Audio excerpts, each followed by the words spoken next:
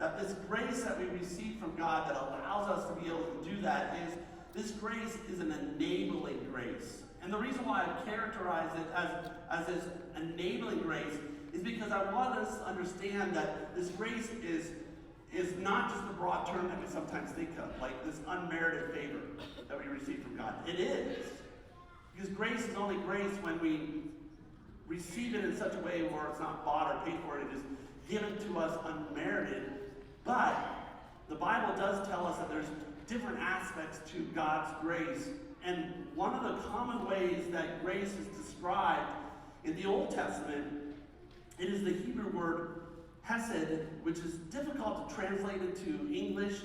There's not one word, English word, that really captures the entire context of the Hebrew word hesed. But let me point out how the Hebrew word hesed indicates this kindness, this steadfast love, this covenantal love.